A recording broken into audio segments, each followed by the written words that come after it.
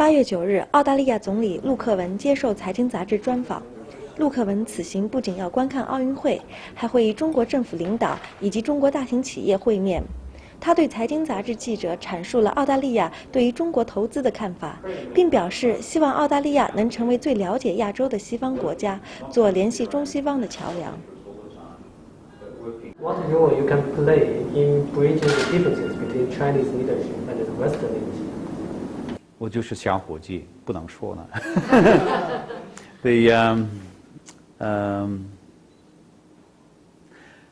China's leadership is very experienced. They know how to explain their position to the rest of the world. How can I help? Well, only in a small way, and that's to what I would say is assist with the process of working with China on problems facing the world.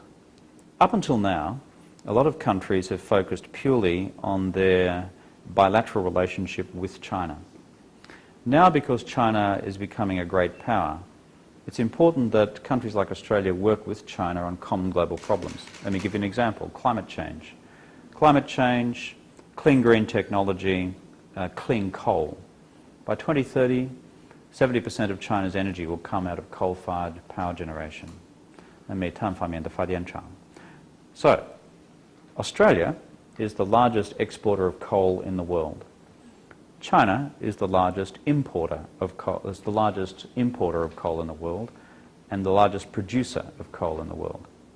Therefore, between us, on this common global problem, we should work together. How does that help for China in the world?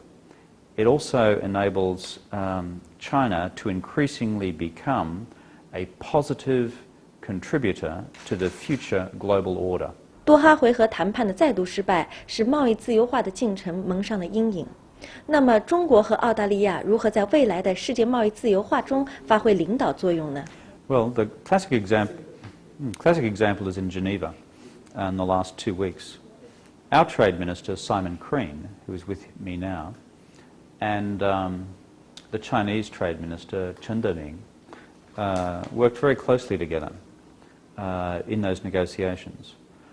The Doha round depends on a G7, United States, the European Union, China, Brazil, India, Japan, Australia. 7. So 2 of those countries are Australia and China. The practical challenge now is to find a solution to the particular arrangements necessary for the protection of sensitive agricultural products for developing countries. It's a technical and political challenge. So in answer to your question, in the months ahead, August and September, I want our trade ministers to work together to find that answer. If they find that answer at the political level, we can then put together a deal. So that's the challenge. 今年以来，中国铝业集团、中国钢铁公司等大举投资澳大利亚矿业，引起澳大利亚舆论的担忧。财经记者问陆克文，对蜂拥而入的中国投资是否感到担心 Not at all. Not at all. In fact, I've met with most of your large companies today. We had lunch, and it was good. We had a good discussion. In fact, if you put all the companies around the table together and added up their assets, it's probably maybe bigger than our GDP and possibly bigger than your GDP. Our policy on foreign investment is very clear. 1, we welcome foreign investment, and we have throughout our history. Why? Big country, small population. You need foreign investment to develop it. 2, is it's non-discriminatory. We have had foreign investment into Australia from Japan and Korea and the United States and Great Britain for decades and at large scale. Thirdly, within our overall economy, we have foreign investment into our general economy at the level of some 23%. In our resources and energy sector, it's more than 50%. We're very relaxed about that. The final point is, like China, we'll always apply a national interest test to every individual application. But the truth is, in the last 15 years, the Australian government has only ever rejected one application for foreign investment. One. Why?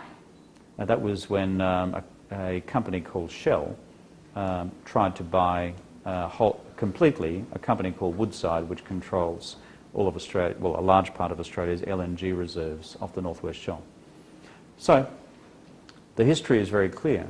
My challenge to your Chinese readers is, when we want to invest in the Chinese resources sector, I presume you will remove all of your foreign investment restrictions as well.